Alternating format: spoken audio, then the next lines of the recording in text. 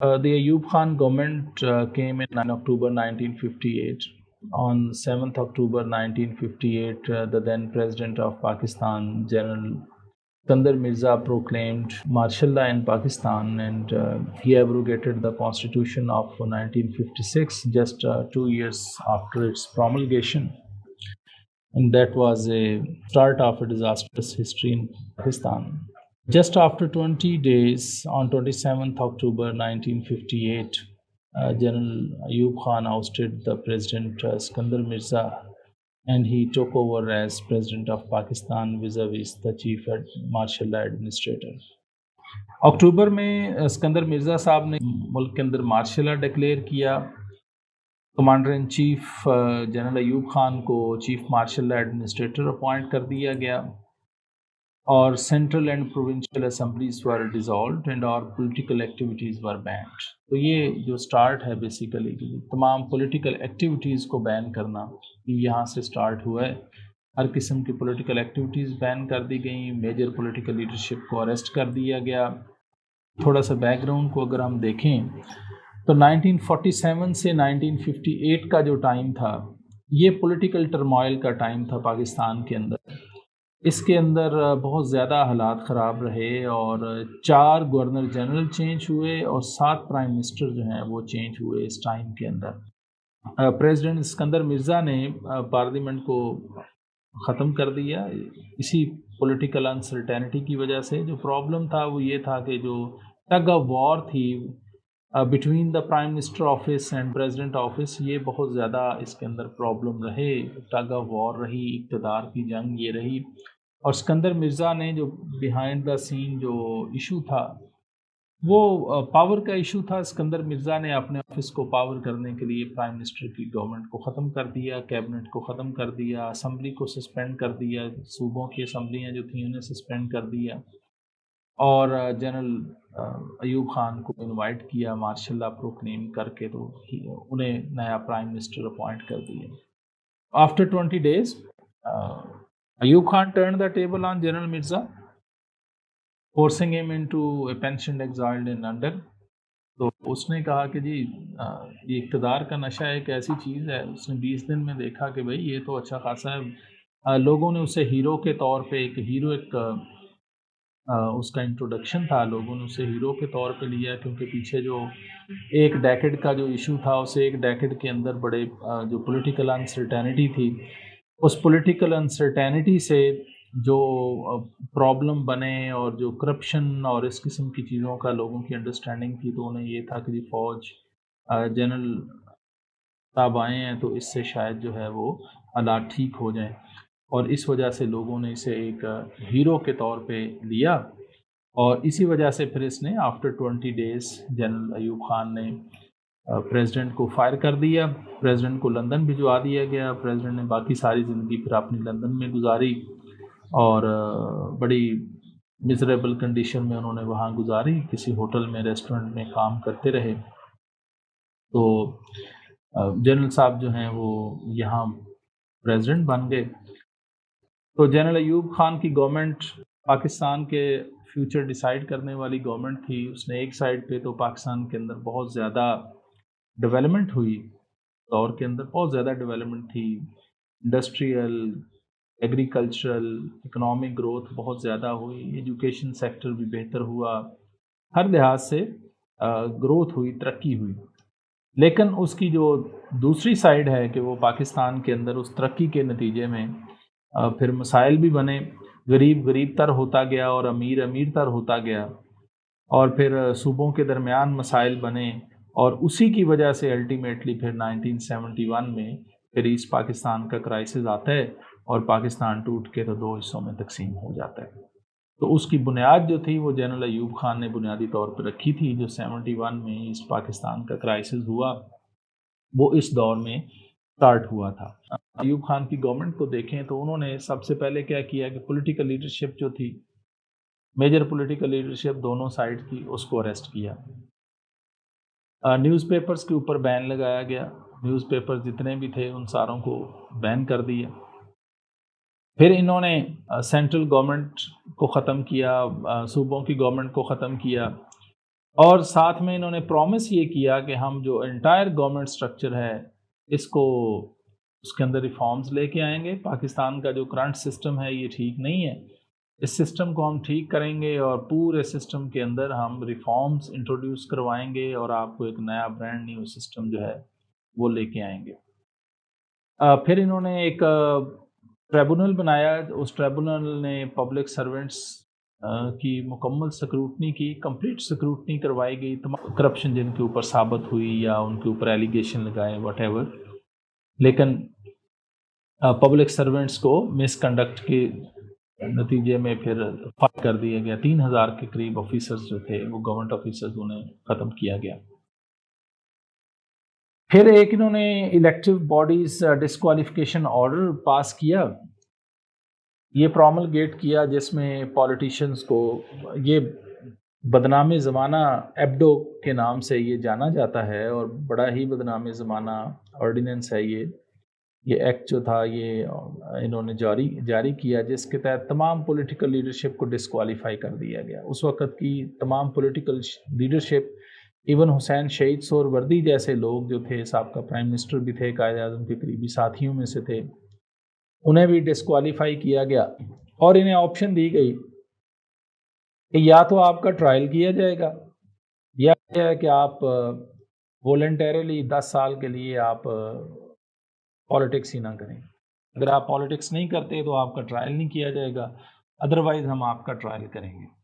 Majority leadership جو تھی اس وقت کی, جو پولیٹیکل لیڈرشپ تھی, وہ لوگ تھے جو پاکستان بنانے والے تھے. جو ینگ تھے وہ تو چلیں ان کو آپ نکال دیں, لیکن جو میجورٹی لیڈرشپ تھی, پاکستان بنے ہوئے ابھی 10 سال ہوئے تھے, تو وہ میجورٹی لیڈرشپ پاکستان بنانے والی تھی اور ان کی بڑی قربانیاں تھیں پاکستان کے لیے. اچھا, اب ان کی ورکنگ کو دیکھیں. اگر ایوب خان صاحب کے جو ٹائم ہے, سب سے پہلے دیکھتے ہیں جو بڑی اچھی چیزیں ہیں ان کے دور میں ہوئیں اور پھر دیکھیں گے اس کے اوپر کریٹیسزم. تو ایک تو لینڈ ریفارمز انہوں نے کی. اس وقت کی جو پولیٹیکل لیڈرشپ تھی اس کے اندر لینڈ لارڈز کافی حد تک موجود تھے.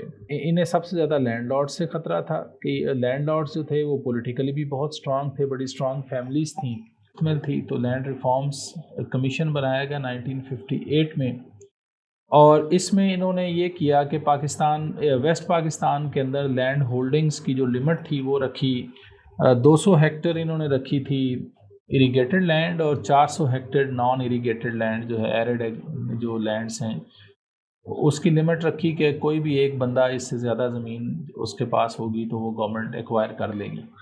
ایسٹ پاکستان کے اندر انہوں نے پہلے لینڈ کی 36 ہیکٹر تھی, تو بعد میں پھر انہوں نے 48 ہیکٹرز وہاں پہ کر دی تھی. اچھا, ان ریفارمز کے نتیجے میں 4 ملین ہیکٹرز لینڈ جو تھی وہ ان بڑے زمینداروں سے انہوں نے لی, اور لے کے تو یہ لینڈ انہوں نے سول اور ملٹری آفیسرز کو بیچی. ان سول اور ملٹری آفیسرز کو دینے سے یہ ہوا کہ ایک نئی, بیسیکلی تو ایوب خان کی پولیٹیکل موو تھی, اور اسے یہ تھا کہ یہ ہمارے لوگ جو ہیں یہ چونکہ میرے فالوور ہیں تو ان سے مجھے سپورٹ ملے گی, اور ایک نیا لینڈ مافیا اس نے کریٹ کیا تھا بنیادی طور پہ.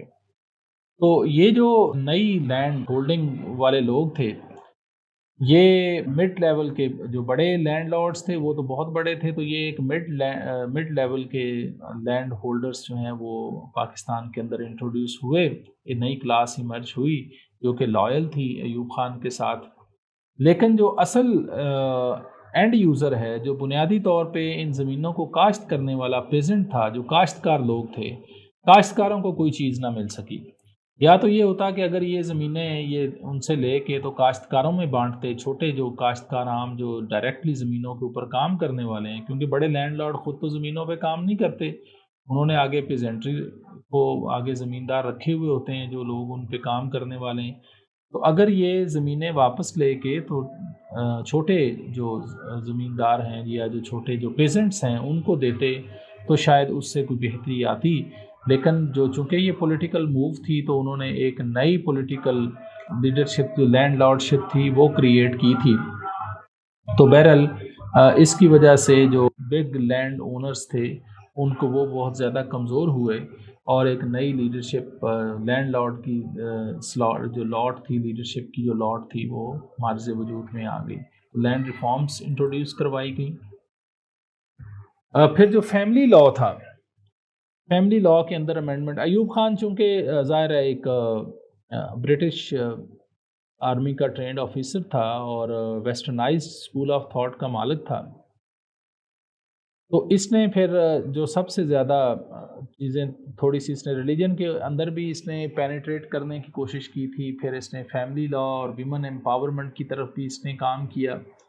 تو فیملی لاء آرڈیننس جو ہے یہ 1961 میں انٹروڈیوس ہوا، جس کے اندر زیادہ شادیوں کے اوپر پابندی لگائی گئی اور میرج اور ڈائیورس کا جو انسٹیٹیوشن ہے اسے ریگولیٹ کیا گیا.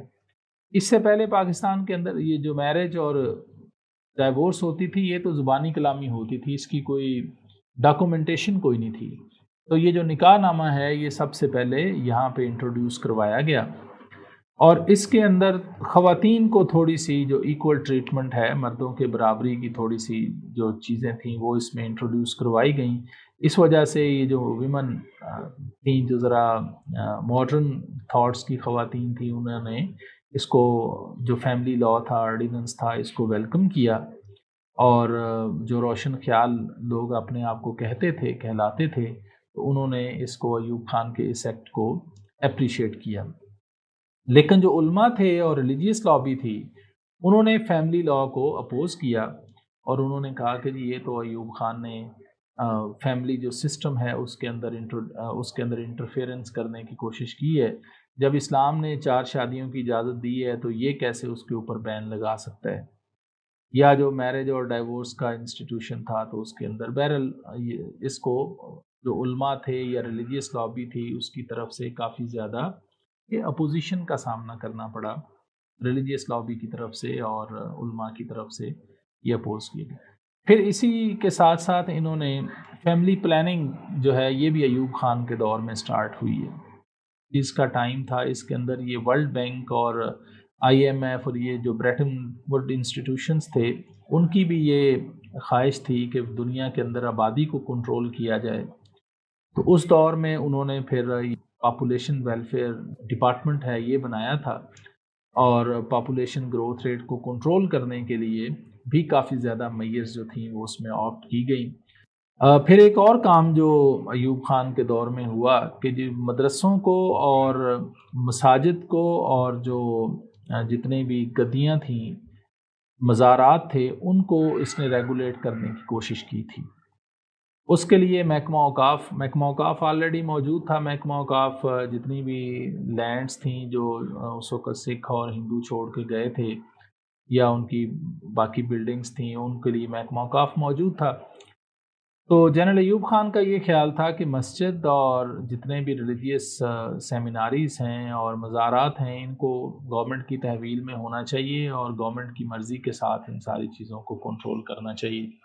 اس کے لیے اس نے پھر کافی زیادہ کام کرنے کی کوشش کی، لیکن بہرحال اس کے ایڈوائزرز نے اسے روک دیا اور اسے مشورہ دیا کہ بھائی اگر آپ ریلیجیس لابی کو تنگ کرنے کی کوشش کریں گے تو بڑے مسائل آپ کے لیے بنیں گے اور ان مسائل کی وجہ سے پھر آپ کی گورنمنٹ جو ہے وہ کمزور ہو سکتی ہے.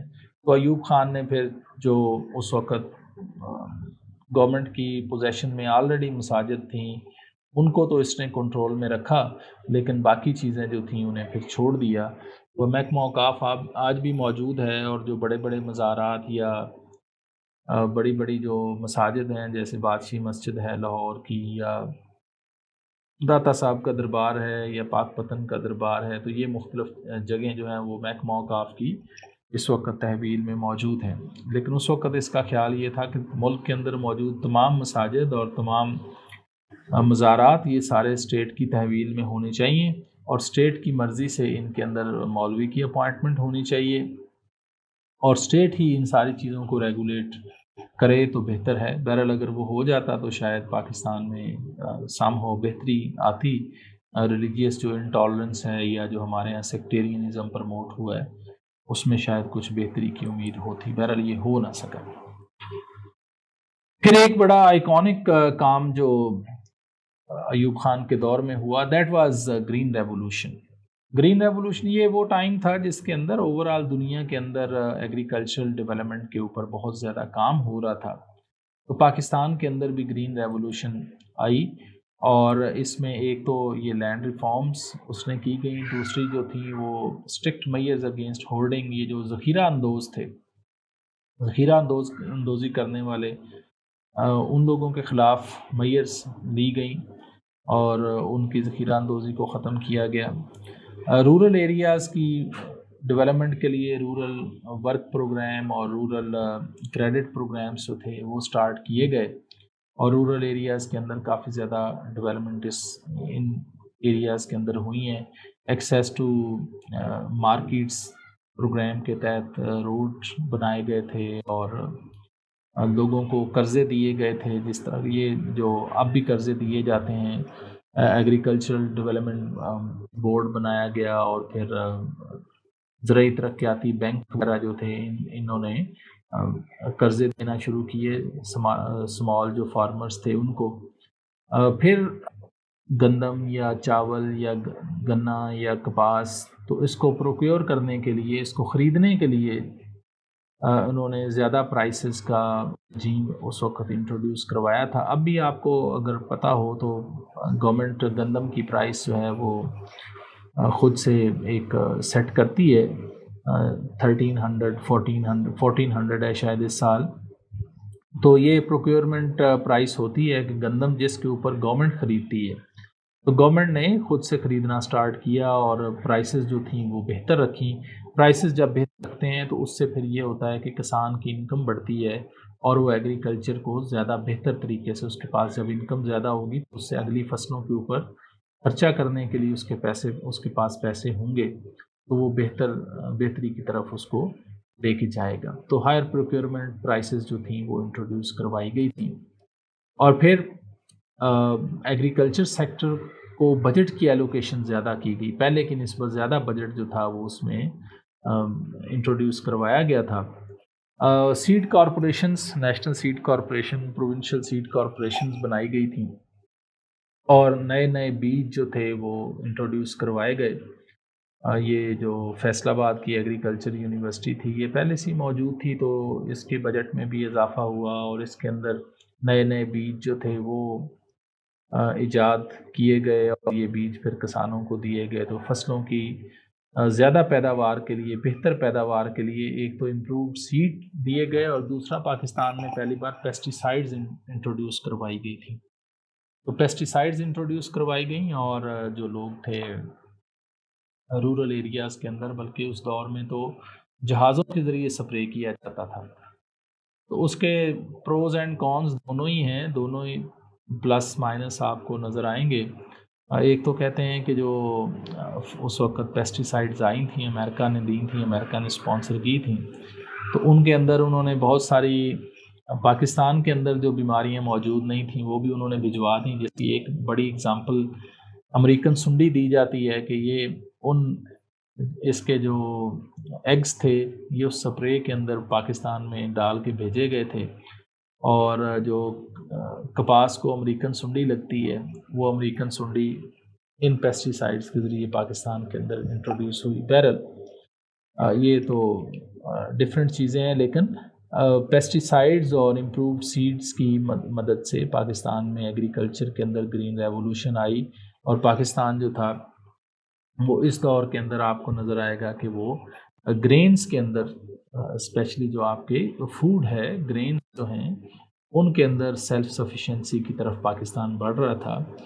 اور پہلے تو گرینز آپ کو کہیں نہ کہیں سے لینے پڑتے تھے، لیکن گریجولی یہ ہوا کہ اس گرین ریولوشن سے پاکستان نے اپنی ضرورت کے مطابق جو فوڈ تھا وہ پروڈیوس کرنا سٹارٹ کر دی ہے۔ تو گرین ریولوشن بہرحال ایوب خان کے دور میں آئی ہے۔ اسی کے ساتھ ساتھ گرین ریولوشن میں کچھ اور جو تھی وہ پانی کی کمی جن علاقوں کے اندر تھی۔ ایک تو پانی کا بڑا دیرینہ مسئلہ چلتا ہوا آ رہا تھا انڈیا کے ساتھ، انڈیا نے ہمارے ہیڈ ورکس جو تھے وہ بند کر دیے تھے۔ تو ورلڈ بینک کی مدد سے پاکستان نے جو کام کیا کہ دو میجر ڈیمز کی تعمیر سٹارٹ ہوئی، منگلا ڈیم اور تربیلا ڈیم۔ تو یہ واٹر سٹوریج تھی۔ واٹر سٹوریج ایک بہت بڑا ایشو ہے، یہ اگر واٹر کو ریگولیٹ نہ کریں تو گرمیوں میں تو پانی آتا ہے، کیونکہ گرمیوں میں اوپر پہاڑوں پہ برف پگھل رہی ہوتی ہے، تو وہ پانی دریاؤں میں آتا ہے۔ تو وہ دریاؤں میں جب پانی آتا ہے تو اس سے اس وقت نہروں میں بھی آ جاتا ہے. اس سے یہ ہوتا ہے کہ آپ اس دور کی جو فصل ہے اس کو تو کاشت کر لیتے ہیں. لیکن سردیوں میں جب یہ پانی ختم ہو جاتا ہے، اوپر پہاڑوں پہ برف پگھلنا بند ہو جاتی ہے، تو یہ پانی جب ختم ہوتا ہے سردیوں میں، تو اس وقت آپ کی فصلوں کے لیے پانی موجود نہیں ہوتا. تو ڈیم بنانے کے دو فائدے ہوئے. ایک تو یہ کہ گرمیوں میں جب پانی زیادہ آ جاتا تھا تو میدانی علاقوں کے اندر فلڈ آ جاتے تھے، تو ان ڈیم سے یہ ہوا کہ فلڈ کنٹرول کرنے میں مدد ملی. اور دوسرے نمبر پہ یہ ہوا کہ پانی کی واٹر کی سٹوریج ہو گئی، اور اس سٹوریج سے یہ ہوا کہ سردیوں کے اندر آپ کو پانی کی جس وقت کمی ہوتی ہے تو اس وقت پانی کی کمی پوری کرنے کے لیے آپ کے پاس سفیشینٹ واٹر موجود تھا. یہ جو سندھ طاس کا معاہدہ تھا، انڈس واٹر ٹریٹی، اس انڈس واٹر ٹریٹی 1960 میں یہ سائن ہوا تھا ایوب خان کے دور میں. اس کے تحت پھر 3 دریاؤں کا پانی انڈیا کو دے دیا گیا تھا اور 3 دریاؤں کا پانی پاکستان کے پاس رہا تھا. تو انڈس، چناب اور جہلم کا پانی پاکستان کے پاس رہا، یہ 100% پاکستان کے پاس ہے. اور 3 دریا راوی، ستلج اور بیاس، یہ بھی بڑے دریاؤں میں تھے، تو ان تینوں کا پانی کا رائٹ جو ہے وہ انڈیا کے پاس چلا گیا. اور اب آپ دیکھ رہے ہیں کہ پریکٹیکلی ان دریاؤں کے اندر پانی، بیاس تو بخیر پاکستان سے ویسے ہی ختم ہو گیا، اس میں تو آتا ہی کوئی نہیں ہے. ستلج اور راوی کے اندر بھی بہت کم پانی آتا ہے، وہ بھی ان دنوں میں آتا ہے جس وقت انڈیا کے اندر پانی زیادہ ہو جاتا ہے، تو وہ تھوڑا بہت پانی ایکسیسو جو ہوتا ہے وہ چھوڑ دیتے ہیں. ادروائز وہ پانی بھی ختم ہو گیا. اس پانی کی کمی کو پورا کرنے کے لیے پھر اسی پلان کے تحت ورلڈ بینک کا لون جو ہے، لوننگ فیسلٹی، اسی کے تحت پھر پاکستان نے 7 رابطہ نہریں، لنک کینالز جو تھیں وہ بنائی تھیں، جو اوپر والے ان تینوں دریاؤں یعنی انڈس، چناب اور جہلم سے پانی کو لے کے تو نیچے راوی، بیاس اور ستلج کا جو ایریاز تھا جہاں پہ وہ دریا گزرتے تھے، ان کی جو آبی گزرگاہیں تھیں، تو وہاں تک اس پانی کو لے جایا گیا. اور ان ایریاز میں جہاں پہ واٹر کی یہ شارٹیج ہو گئی تھی، تو ان رابطہ نہروں کے ذریعے وہاں پانی پہنچا کے تو ان ایریاز کو اریگیٹ کیا گیا تھا. تو یہ بھی ایک میجر ڈیولپمنٹ تھی اس دور میں. لیکن اس میجر ڈیولپمنٹ کے ساتھ ساتھ یہ بھی ذہن میں رکھیں کہ اس ساری ڈیولپمنٹ کے لیے لون لیا گیا تھا. تو لوننگ کی فیسلٹی، اور بہت زیادہ ہیوی لون تھا اس وقت جو اکانومی کے اندر لون کی آگے آتی ہے. ڈاکٹر محبوب الحق صاحب نے بھی اس پہ لکھا ہوا ہے، اور بھی رائٹرز جو مختلف ہیں وہ لکھ رہے ہیں. یہ آرٹیکل میں نے جو شیئر کیا اس کے اندر بھی ہے. 40% لونز جو تھا ان سارے پروجیکٹس کے لیے اس وقت ورلڈ بینک سے لیا گیا تھا. یہ 7 کینالز اور 2 ڈیمز کا تو ٹوٹل لون ورلڈ بینک نے دیا. اور باقی جو انڈسٹریل ڈیولپمنٹ ہوئی، جو اکنامک ڈیولپمنٹ ہے، تو اس کے اندر بھی ایک ہیوی اماؤنٹ جو تھی وہ اس وقت لون کی مد میں لی گئی تھی. اور جو ساری اکانومی تھی وہ لون کی مدد سے بہتری کی طرف لے جائی گئی تھی اس دور کے اندر. پھر انڈسٹریل ڈیولپمنٹ تھی. انڈسٹریل ڈیولپمنٹ ورلڈ ہائیسٹ جو گروتھ ریٹ تھا انڈسٹریل ڈیولپمنٹ کا اس وقت وہ پاکستان کا تھا، 9.8%. سیکنڈ چائنا کا تھا جو کہ 8% تھا اس وقت. تو یہ بہت بڑا گروتھ ریٹ اس وقت پاکستان میں تھا. بڑی ریپڈ انڈسٹریلائزیشن ہوئی تھی پاکستان کے اندر. تو اس میں ڈیکیڈ آف اکنامک ڈیولپمنٹ اس کو کہتے ہیں. تو ایک تو یہ تھا کہ انڈسٹری کے لیے ایکسپورٹ بونس واچر اسکیم ایک انہوں نے انٹروڈیوس کروائی تھی کہ اگر آپ مشینری منگوانا چاہتے ہیں تو اس میں پھر اسٹیٹ آپ کو بینیفٹ دیتی ہے. اسی کے تحت پھر ڈالر کی جو پرائس تھی وہ بھی انہوں نے، سرکار نے، گورنمنٹ نے جو خود سے آفیشیل ڈکلیئرڈ جو پرائس تھی وہ رکھی گئی، اور تقریباً 40% کا ریبیٹ انڈسٹریلسٹ کو دیا جاتا تھا ان مشینری کو منگوانے کے لیے اور سارے انڈسٹری کے اندر انویسٹمنٹ کرنے کے لیے. آپ سمجھیں کہ آلموسٹ 40% کا ریبیٹ اس وقت انڈسٹری کو مل رہا تھا. انڈسٹریل ڈیولپمنٹ کے لیے کافی زیادہ کام کیا گیا. پھر ٹیکس انسینٹیوز دیے گئے. ٹیکس رجیم جو تھا وہ بڑا فلیکسیبل تھا، اور انڈسٹریلسٹ کو مختلف ایریاز کے اندر مختلف ٹائمز کے اندر جو تھا وہ ٹیکس انسینٹیوز دیے جاتے تھے. ایٹ ٹائمز ٹیکس فری اور ایٹ ٹائمز منیمم ٹیکس کے اوپر جو تھا. تو ٹیکس انسینٹیو بھی انڈسٹری کو دیے گئے، جس کی وجہ سے انڈسٹریلسٹ جو تھے وہ کافی زیادہ انویسٹمنٹ کر رہے تھے. اور پھر ڈیڈیکیٹڈ انڈسٹریل زونز بنائے گئے، جیسا کہ کراچی سے حیدرآباد کا جو انڈسٹریل زون ہے، پھر فیصل آباد سے شیخ پورہ کا انڈسٹریل زون ہے، پھر لاہور سے گجرانوالا کالا شاہ کاکو انڈسٹریل زون ہے۔ یہ مختلف ڈیڈیکیٹڈ انڈسٹریل زونز بنائے گئے کہ جن کے اندر انڈسٹری لگانے والوں کو انسینٹیو دیے گئے تھے، زمین گورنمنٹ نے فری آف کاسٹ دی تھی۔ تو آپ دیکھیں کہ یہ جو لاہور گجرانوالا سیکشن ہے یا فیصل آباد شیخ پورہ اور کراچی حیدرآباد، اس میں ہیوی انڈسٹریز جو ہیں وہ لگی ہوئی ہیں، اور ان انڈسٹریز کو بہت زیادہ بینیفٹس دیے گئے تھے۔ تو یہ جو بینیفٹس ہیں ان کی وجہ سے خاص طور پہ پنجاب کے اندر، پنجاب کے جو ایریاز ہیں ان کے اندر کافی زیادہ انڈسٹریل ڈیولپمنٹ ہوئی۔ ویسٹ پاکستان کے اندر انڈسٹریل ڈیولپمنٹ بہت زیادہ ہوئی، ایسٹ پاکستان کے اندر جو تھی وہ کم تھی۔ تو اس کے لیے پھر ایک اور انہوں نے انسینٹیو دی کہ خاص طور پہ جو لیس ڈیولپڈ ایریاز ہیں وہاں پہ اگر آپ انویسٹمنٹ کریں گے تو اس کے لیے بھی آپ کو ٹیکس کنسیشن جو تھا وہ دیا جاتا تھا۔ تو یہ جو انڈر ڈیولپڈ ایریاز تھے، لیس ڈیولپڈ ایریاز تھے خاص طور پہ ایسٹ پاکستان کے اندر، تو اس میں بہت زیادہ انسینٹیوز دیے گئے، اور ان انسینٹیوز سے یہ ہوا کہ خاص طور پہ چھوٹی انڈسٹری جو تھی اس نے بہت زیادہ گرو کیا، اور پاکستان کے اندر انڈسٹریل ڈیولپمنٹ جو ہے اس وقت بہت زیادہ ہوئی، اور world highest industrial growth rate آپ کو پاکستان کا نظر آتا ہے 9.8% اس دور میں۔ اور جب انڈسٹری گرو کرتی ہے تو اس سے الائیڈ جتنی بھی انڈسٹریز ہوتی ہیں وہ بھی اس کے ساتھ کام کرتی ہیں، امپلائمنٹ ریشو بہت زیادہ بڑھ جاتی ہے، لوگوں کو روزگار ملتا ہے۔ لوگوں کو جب روزگار ملتا ہے تو اس کے نتیجے میں ان کا لائف سٹائل بہتر ہوتا ہے۔ اس دور کے اندر پھر جب یہ جو انڈسٹریل ڈیولپمنٹ ہے یہی اکنامک گروتھ کا باعث بنتی ہے، اور لوگوں کی اکانومی جو ہے وہ جب گرو کرتی ہے ان کی پرچیزنگ پاور بنتی ہے، پرچیزنگ پاور ان کی بہتر ہوتی ہے، پھر نئے نئے پروفیشنز جو ہیں اس کے ساتھ الائنڈ ہوتے ہیں۔ تو بہرحال پاکستان کی جو اکنامک گروتھ تھی اس دور میں وہ مور دین 6% آپ کی رہی ہے۔ جو G D P growth rate رہا ہے اوورآل جو 9.8% ہے وہ ہے انڈسٹریل گروتھ ریٹ، لیکن اوورآل جو گراس ڈومیسٹک پروڈکٹس تھیں ملک کی ان کا جو گروتھ ریٹ رہا ہے وہ مور دین 6% رہا ہے۔ صرف 1960 to 65 کا جو جی این پی تھا، گراس نیشنل جو پروڈکٹس ہوتی ہیں، اس پروڈکشن وہ 30% اس کا انکریز تھا 5 سالوں کے اندر۔ تو ایوریج جو ہے وہ 6% تقریباً بنا ہے پاکستان کا G D P growth rate, اور یہ بہت ہی اچھا اور بڑا سائزیبل گروتھ ریٹ ہے پاکستان میں۔ اس دور میں اکنامک گروتھ بہت زیادہ ہوئی تھی۔ تو ایگریکلچر سیکٹر کو امپروو کیا گیا، انڈسٹریل گروتھ ریٹ ہوئی، پھر جی ڈی پی کا جو ہمارے پاس 6% ہے۔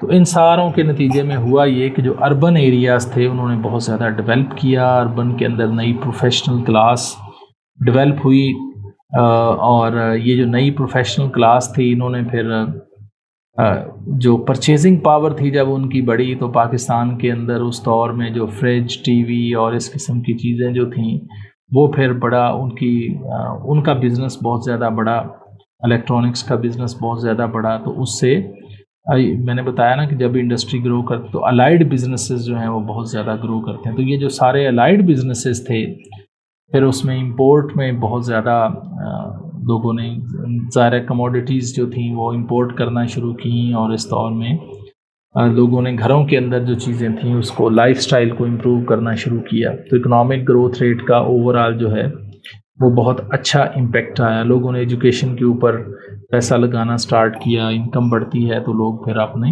ایجوکیشن اور ان چیزوں کے اوپر بھی پیسہ لگاتے ہیں۔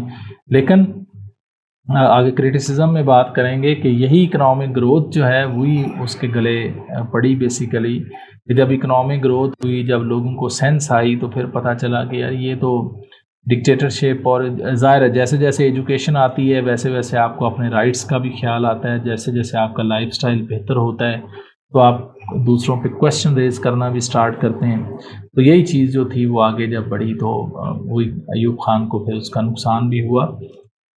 پھر ایک نیا اس نے سسٹم جو تھا وہ انٹروڈیوس کروایا 1962 کا۔ ایک تو کانسٹیٹیوشن آیا اس کے دور میں، نیا کانسٹیٹیوشن اس نے دیا 1962 کانسٹیٹیوشن، اور اس کانسٹیٹیوشن کے اندر یہ total presidential form of government دیا گیا تھا، صدارتی نظام تھا کے اندر، چونکہ اس نے خود ہی یہ سارا کام اس کے اوپر کروایا تھا.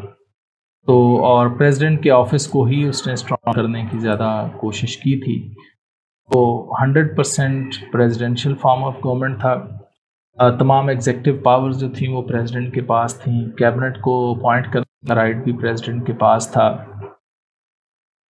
اور ایک نیا بیسک ڈیموکریسیز کا نظام اس نے انٹروڈیوس کروایا، جس کے تحت 80,000 لوگ جو تھے، نمائندے جو تھے، وہ لوگ ڈائریکٹلی ووٹ کے ذریعے، ڈائریکٹ ووٹ کے تھرو انہیں الیکٹ کرتے تھے. اور یہ جو 80,000 پھر لوگ تھے یہ پریزیڈنٹ کو آگے چوز کرتے تھے. تو پریزیڈنٹ کو کا جو الیکٹورل کالج تھا وہ یہ 80,000 بیسک ڈیموکریٹس تھے. اور یہ بیسک ڈیموکریٹس جو تھے انہوں نے پھر ایوب خان کو چوز کیا تھا ایز لیجیٹیمیٹ پریزیڈنٹ. ان کے مقابلے میں محترمہ فاطمہ جناح نے الیکشن لڑا تھا. اور فاطمہ جناح پوری قوم کے اندر پاپولیرٹی کے باوجود، ہائیسٹ پاپولیرٹی کے باوجود اور تمام مذہبی اور سیاسی جماعتوں کی سپورٹ کے باوجود الیکشن بڑی بری طرح ہار گئیں. اس کی شاید وجہ پھر دکھی جاتی ہے کہ وہ بہت زیادہ دھاندلی کی گئی تھی. یہ جو تھے بیسک ڈیموکریٹس، ان کو کنٹرول کیا گیا تھا 80,000 لوگوں کو. اس وجہ سے فاطمہ جناح تھیں وہ الیکشن ہار گئی تھیں. تو یہ جو سسٹم آف بیسک ڈیموکریسیز تھا، اس کو اگر دیکھیں ایک نیا بالکل سسٹم تھا جو پاکستان کے اندر انٹروڈیوس اس نے کروایا تھا. اس میں گورنمنٹ کا جو سب سے بنیادی یونٹ تھا وہ تھا یونین کونسل. 10 سے 15,000 لوگوں کی ایک یونین کونسل بنائی گئی. اور اس یونین کونسل سے پھر جو ممبرز الیکٹ ہوتے تھے انہیں بیسک ڈیموکریٹس کہا جاتا تھا. بی ڈی ممبر کا ورڈ اگر آپ نے کبھی سنا ہو تو بی ڈی ممبر کا جو ورڈ ہے یہ وہاں سے انٹروڈیوس ہوا. بیسک ڈیموکریٹس انہیں کہا جاتا تھا. ایسٹ پاکستان کے 40,000 بیسک ڈیموکریٹس تھے اور 40,000 ہی ویسٹ پاکستان کے تھے. لیٹر آن بعد میں انہیں بڑھا کے تو 120,000 کر دیا گیا تھا. 60,000 ایسٹ پاکستان کے اور 60,000 ویسٹ پاکستان کے. تو یہ ایک نیا انٹروڈیوس ہوا تھا سسٹم، جس کے تحت پھر یہ ڈائریکٹلی یہ لوگ الیکٹ ہوتے تھے. اور اس کے بعد پھر اسٹیٹ کے میجورٹی جو کام ہیں ان میں جہاں بھی ووٹنگ کی ضرورت تھی وہ یہ 80,000 اینڈ لیٹر آن 120,000 جو لوگ تھے یہی پریزیڈنٹ کو الیکٹ کرتے تھے، یہی اسمبلیز کے ممبرس کو، اور باقی یہ کام جو تھے وہ انہی سے ہوتے تھے.